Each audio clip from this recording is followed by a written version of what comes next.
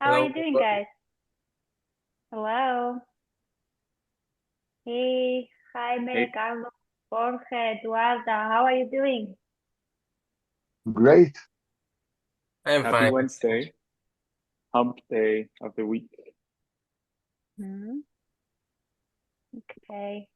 Did you guys try to implement the changes suggested last week?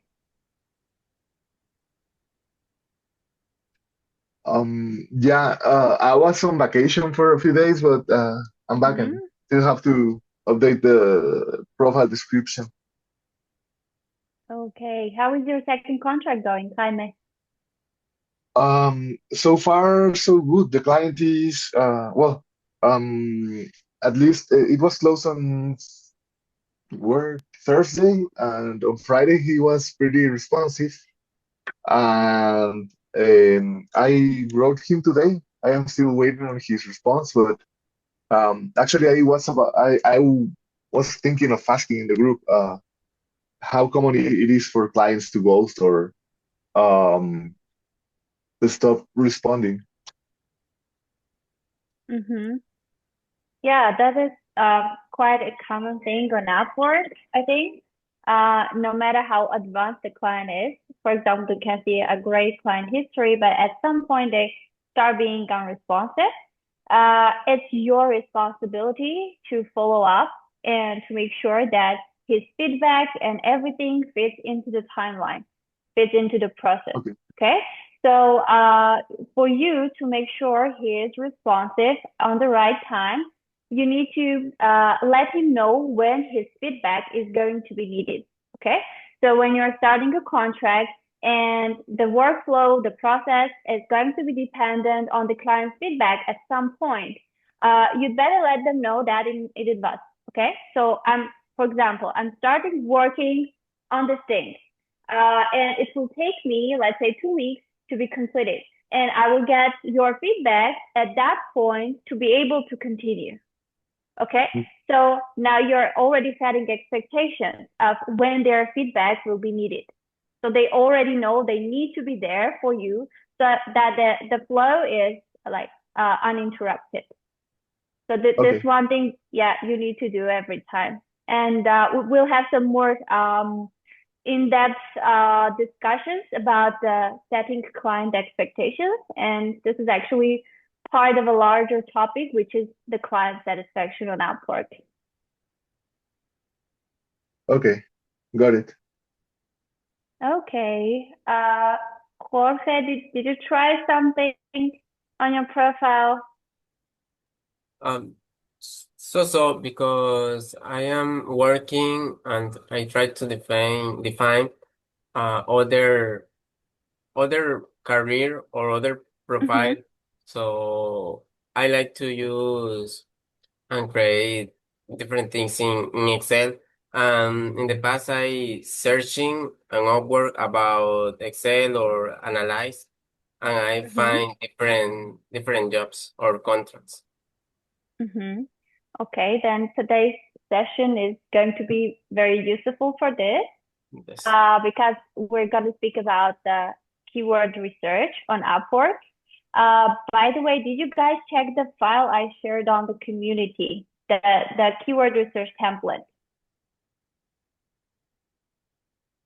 Mm, Not yet. Okay, I have a question for Carlos. How can we make sure that everyone sees all the posts that I'm sharing, except for following me? Yeah, people need to be active in the community, and for sure, now that we're here on call, if you guys didn't see it, we can understand it. I mean, we're all basically professionals, so we understand it. Mm-hmm. But for sure, in this case, for example, um, reminding them, Mm-hmm. reminding them with patience and empathy, that's the first thing. And for sure, if you could just send the link here in the chat, Lucine. Yes. Mm-hmm. And Yes. maybe we can do Uh, a little walkthrough like super fast. You can share your screen super yeah. fast. Sure. I actually prepared a different file today, which I'm also going to share. So it's again another template for keyword research. So we will discuss the topic step by step, and we will check the file. And also we will check how it works on Upwork. All right. So yeah, we're gonna see the file. I just wanted to know if anyone checked it already. I'm trying Okay. to find it. Mhm. I'm trying to Yeah, the find the post. file. All Like right. Let me. ordering the post by most recent, and I still don't see it. Can you tell me Yeah. when did you post it? Yeah, I'll send the link right away. Hold on a sec. Okay, I see it now. I got it as well.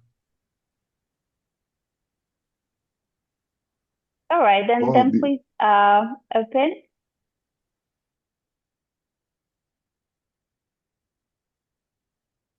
Okay, here it is.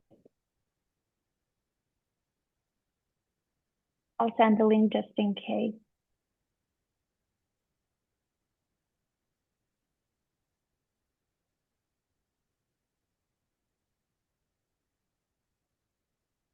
Okay.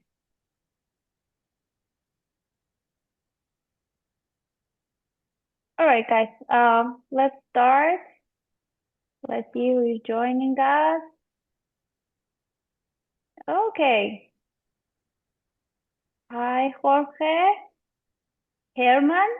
Guys, please correct me if I'm pronouncing your names incorrectly. Hi. Hi, Rodrigo. All right, guys. Let's hi. start. Hi, guys. For anyone who didn't hear, today we are going to discuss the keyword research, an advanced keyword research plan, which will help you to not only identify the keywords, the trendy keywords in your service category, but will also help you with your positioning. Because this is the typical Yeah. process of you finding out what languages your typical client, your ideal client is talking. Okay, what language, what kind of words they use, what is important to them. So it's just not, extracting the keywords, but also analyzing the job and working on your positioning accordingly. So basically, it's not only the keywords, but it's also demand for certain services in your category. So I've prepared little presentation. Hmm. All right, let me quickly share my screen. Okay, can you guys see my screen? Yes. Yes. All right.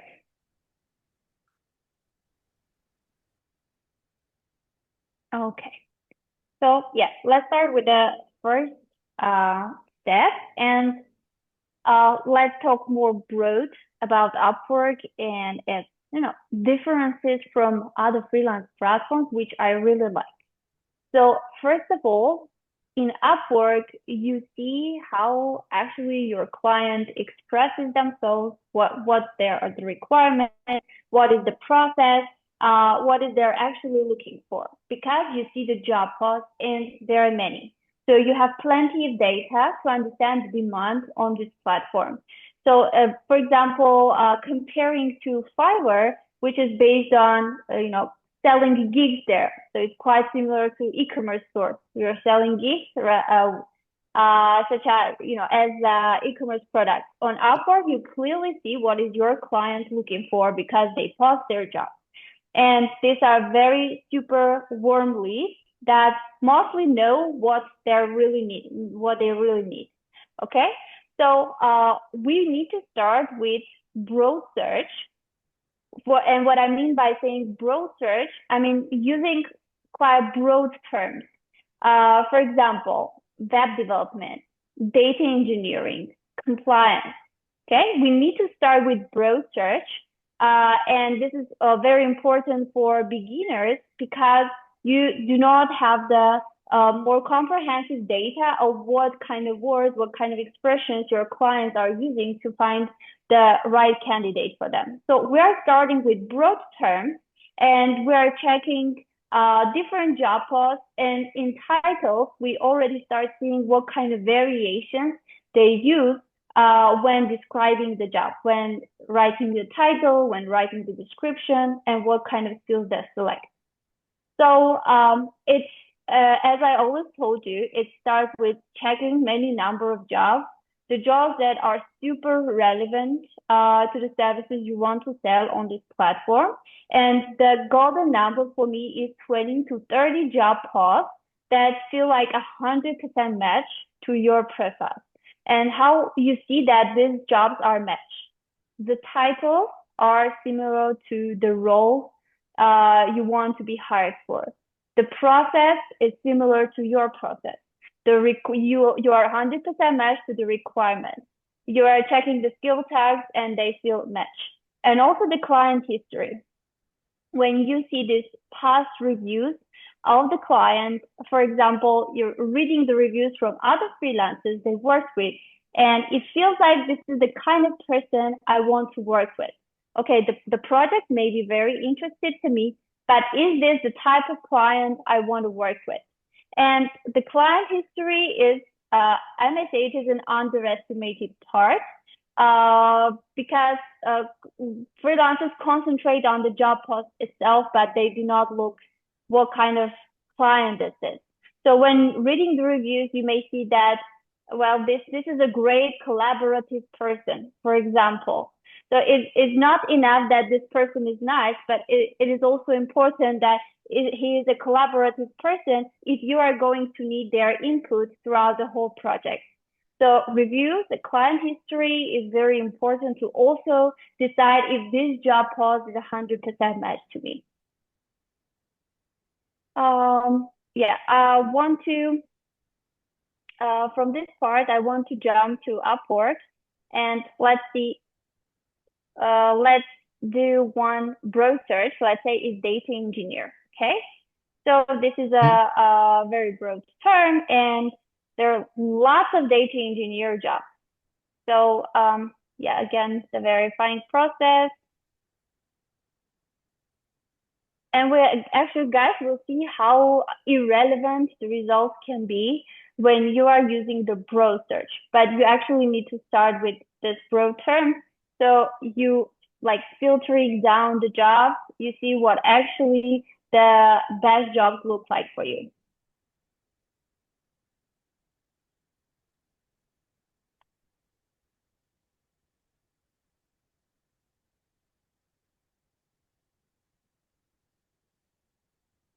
Okay. Okay, other people joined us. Hi, Tanya. Hi, Manuel. Hi, guys. Hello. All right. Hi. Okay. Okay. Tanya, I see you for the first time in our call. Is this correct? Yes, actually, this is the second time I'm joining. Oh, all right. Okay. Okay. Happy to see you here. I saw some activity in the community. Hope we can chat more here.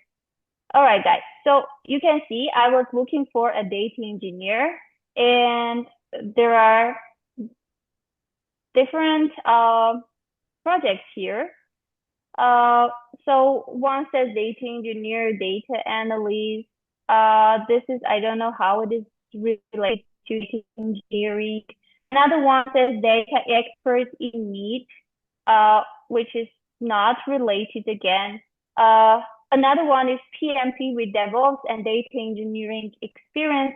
So if I go with this broad search, I see many different results, and it can take me like hours to find the relevant jobs for me. And because when applying fast, for example, if you're applying within 30 minutes, the job was posted, you have these higher positions, right, in the proposals list. You have more visibility. So if you are every time going with this broad search, you are losing these opportunities. So you need to find some more variations of typical job posts so that the search process is shorter. For example, let's say we want to find jobs for AWS specialists, for let's say a data scientist who specializes in Amazon Web Services. For example, we are interested in this job. So we see that another variation can be data scientist And also the title includes the keyword AWS, which is a typical thing for this kind of job. Because I've done research before in this service category. So if we click on the advanced search, and let's say we're trying the title search, data engineer, and I'm adding AWS. Let's see what kind of results we have.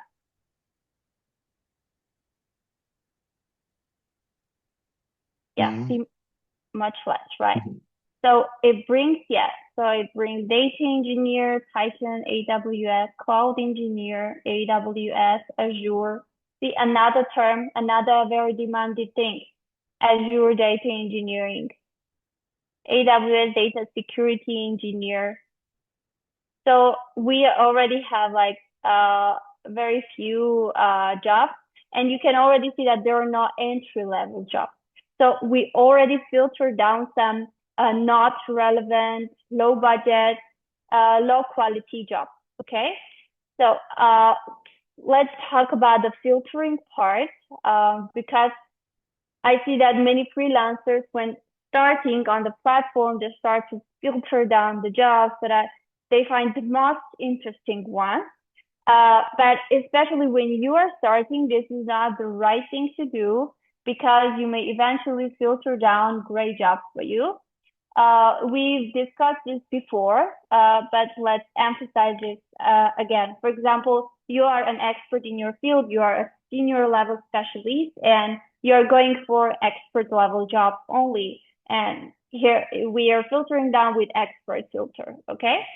So we may eventually filter down great quality jobs because when posting a job, the system usually automatically selects the intermediate.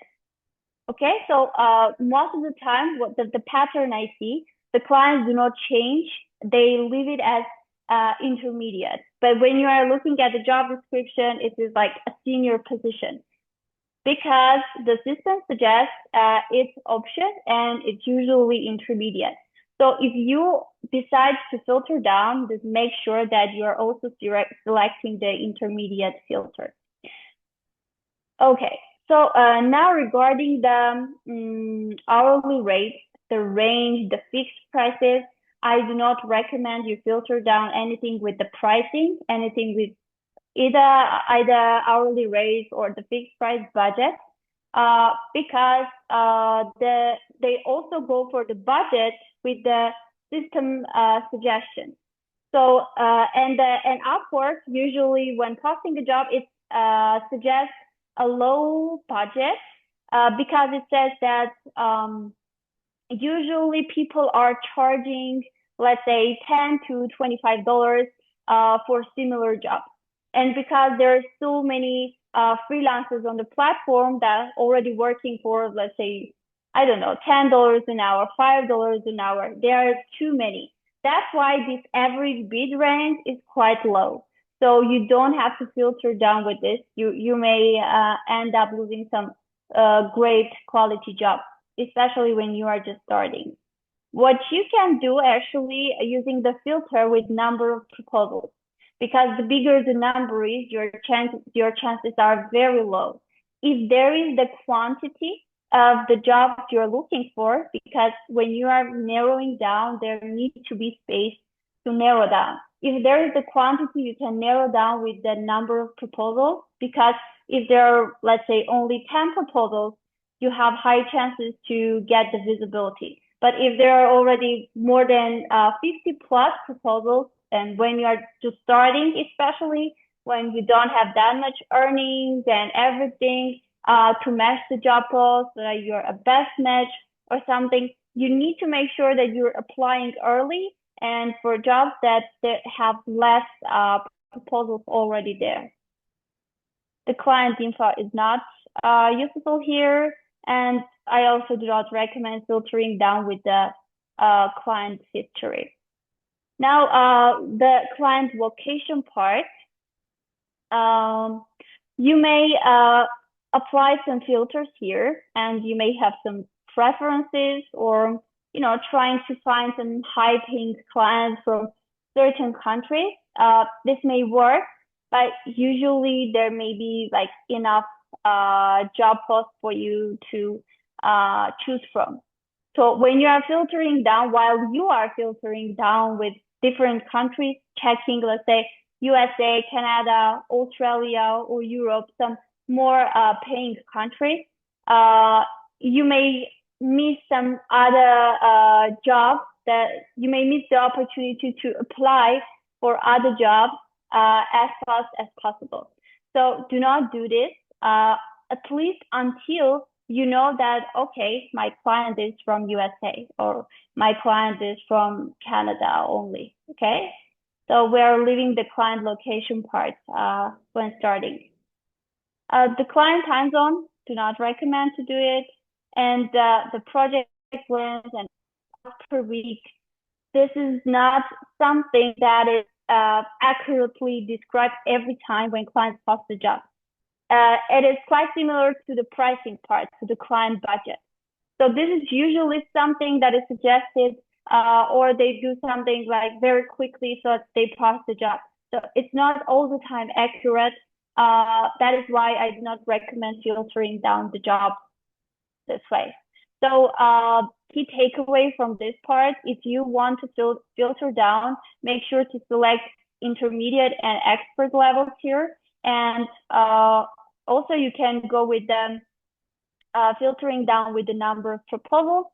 And the aim is to make sure that you have the visibility. You have high position, and if the client is checking very often, you have the chance to be discovered. So, okay, this was the job search part, guys.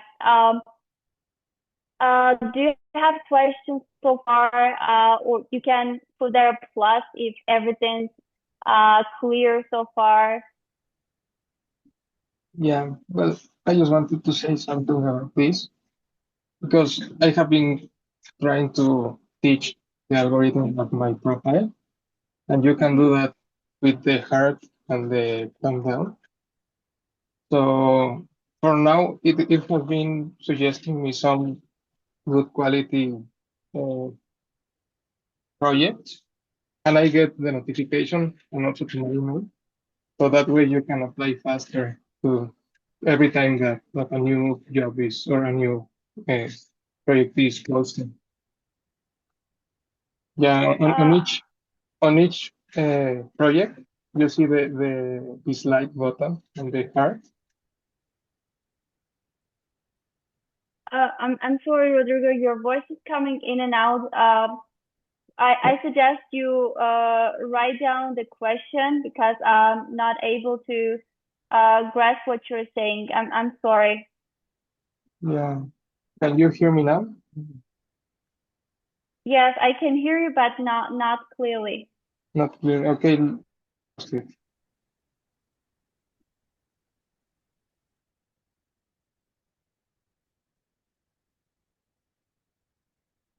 Okay. While you're writing down, we can check one thing also here, because this is the second part for finding the keywords and variations of the keywords. So let's go again with the data engineer. Okay, and here you have suggestions from Upwork. See, you have big data engineer, Azure data engineer, data engineering, AWS data engineer, GCP data engineer. All of the terms you see suggested from Upwork are the most demanded, the most searched, the most trendy keywords. So these are the most popular versions of keywords. For example, if you specialize in AWS, it is clear that you need to have in your title AWS data engineer, because this is the way your potential client is putting together the search terms, okay? When they are doing the search in the talent pool, you need to match their search, okay? So let's say we're going to, let's go with talent search and let's do AWS data engineer.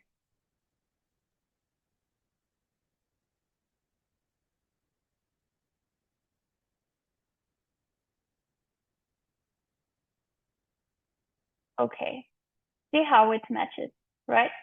Here we have certified data engineer, and he has AWS here, data engineer, AWS here, and everything the same. Okay, we have a shorter version here as well, but he has AWS in his description, and I guess in skill tag as well. We will check this.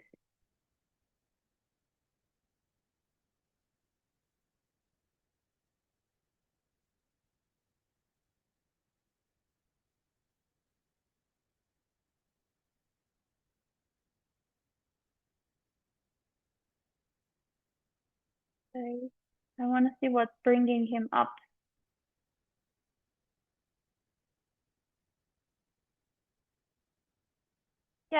Yeah, so he has AWS in his description, I guess quite many times. Let's check here. Yeah, see how many times he has AWS, okay?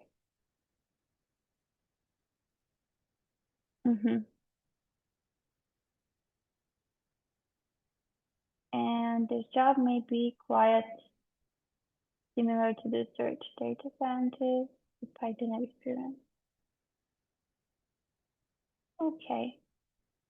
So there are usually results that do not match the search. You cannot see how they match the search. And sometimes it feels like these are some irrelevant results. But let's keep in mind that the system and the algorithm is complex. So it's just not relying solely on the keyword. So you just cannot take the keywords and do the keyword stuffing, and you make sure that you are discovered for this particular keyword.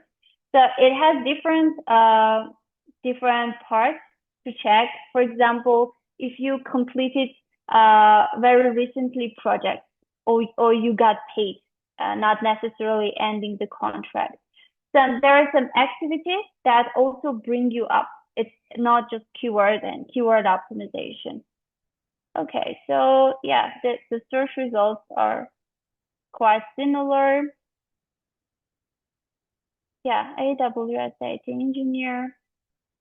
Okay, so we were checking this part as well because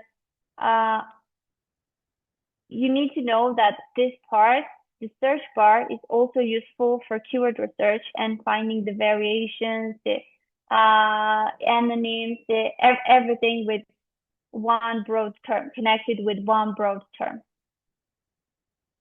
And let's go back to the advanced search part. And by the way, guys, you need to find your own way of doing the advanced search. For a certain type of jobs, the title search works pretty well.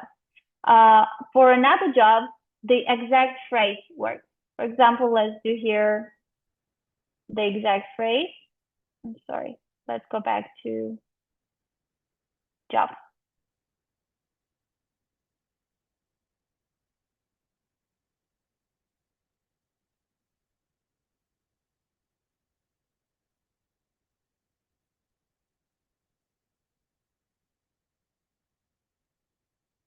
Okay.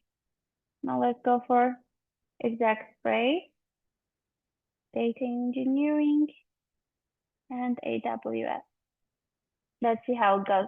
So last time we had 21 jobs there, and here we have only one job with an exact phrase. So if we are talking about the keyword data engineering AWS, we narrowed down the search like much. So maybe this is not going to work with this term, okay? If, let's say we try another option here, let's try data engineer AWS.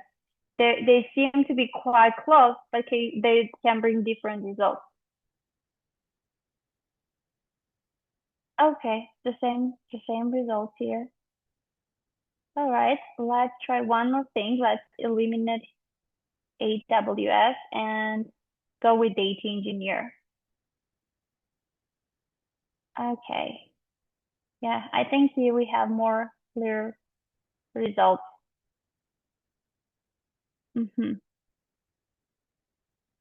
So we can go with this is an option. We can go with data engineer, and we can also add a skill search. Let's say AWS as a skill. Let's see what we have here. Okay, let's select this one.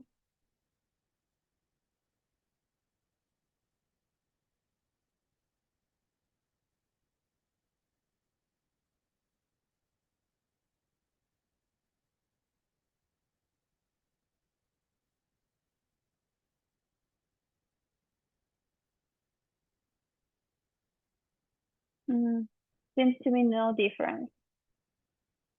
Okay, let's do also, for example, adding AWS only in title.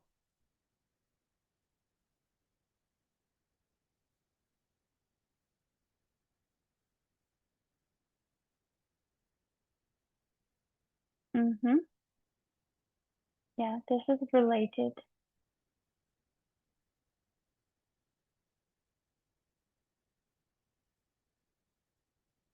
Yeah, I guess this one works best for data engineers who specialize in AWS, because here we have like 30 jobs, and with last search we had 21.